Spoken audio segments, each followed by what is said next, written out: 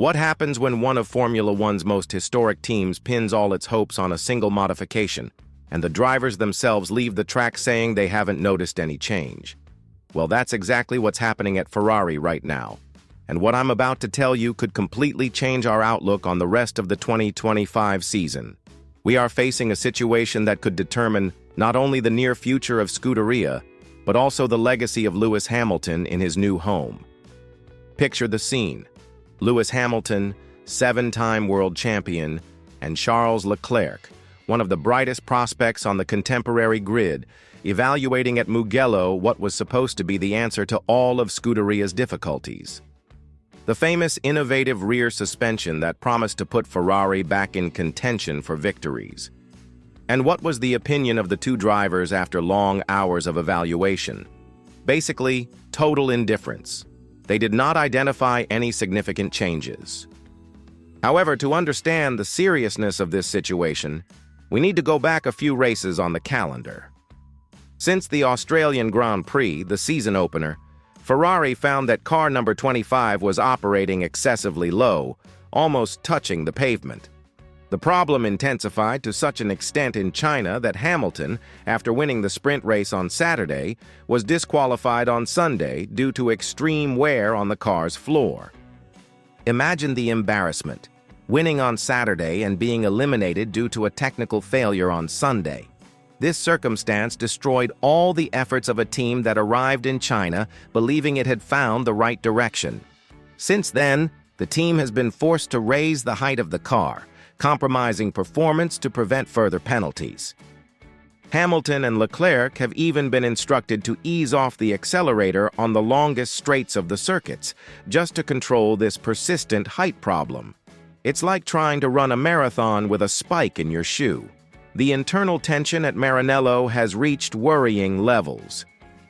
With McLaren racing ahead in the Constructors' Championship and Hamilton's former team Mercedes threatening Ferrari in the battle for second place, only 12 points separate the two teams, every thousandth of a second lost becomes crucial. And it is precisely in this environment of extreme pressure that this new rear suspension appears, combined with the modified floor introduced in Austria, promising improvements of 1/10 of a second per lap. But here lies the dilemma. Simulations indicate one thing: the reality of the track reveals something completely different. And when two drivers of the caliber of Hamilton and Leclerc, with a combined 8 world titles, say they haven't noticed any difference, it's a sign that something is very wrong with the team's calculations. The most disturbing thing is that Ferrari chose to implement this modification at the Belgian Grand Prix at Spa-Francorchamps, which takes place this weekend. And it's not just any weekend, it's a sprint format where teams have only 1 hour of free practice on Friday before qualifying for the short race. That is, very limited time to find out if the modification really works or if it is just another risky attempt. It is an extremely dangerous move.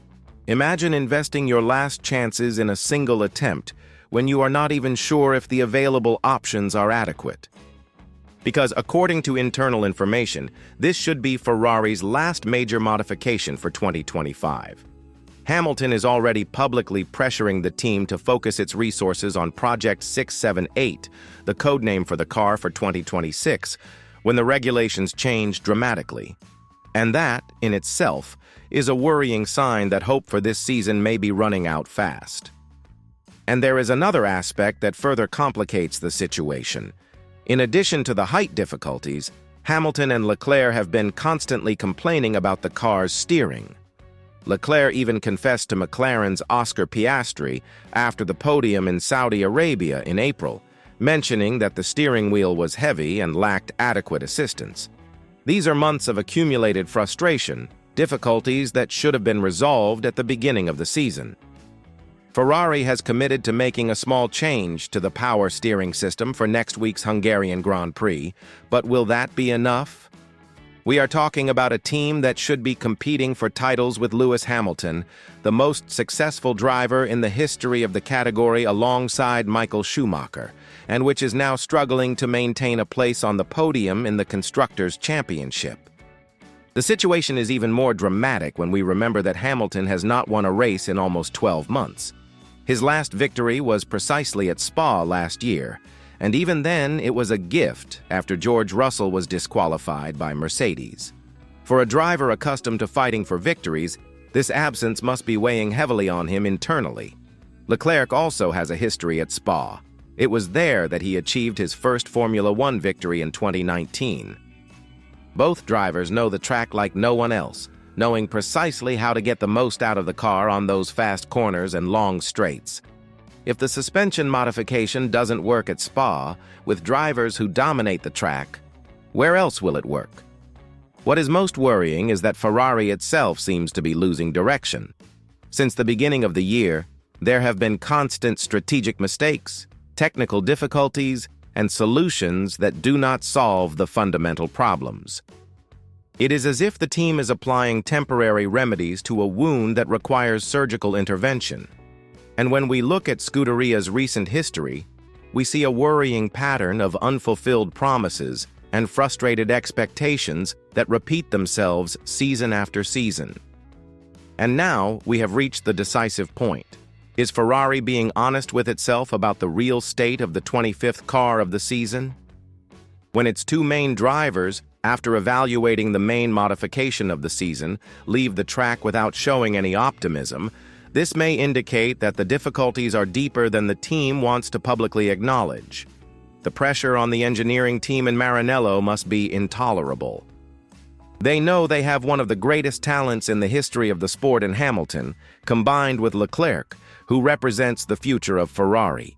If they can't extract the maximum potential from this duo in 2025, when will they be able to? And don't forget that we are talking about a pair of drivers who, between them, have 8 world titles and more than 200 career wins. Wasting this potential would be a crime against the sport itself. But perhaps most revealing of all is the fact that Hamilton is publicly pushing for the team to focus on the 2026 project. This can be interpreted in two ways. Either he is being strategic, thinking long-term, or he is signaling that he has lost hope of competing for something meaningful this season. The Belgian Grand Prix will be much more than just a race. It will be the definitive test to see if Ferrari is still in a position to compete for something significant in 2025, or if it needs to accept that this is a transition year and focus all its energy on the future. If the suspension modification does not bring the expected gains at Spa, Ferrari could be heading for one of the most frustrating seasons in the modern era. And let's face it, for a team with the tradition and resources of Scuderia, that would be unacceptable. The question remains, do you believe that Ferrari still has time to recover this season, or is it already time to accept that 2025 is a lost year? Leave your opinion in the comments, subscribe to the channel if you haven't already, and turn on the bell so you don't miss any behind-the-scenes analysis of Formula One. The weekend at Spa promises to reveal a lot about the future of the most famous team in world motorsport.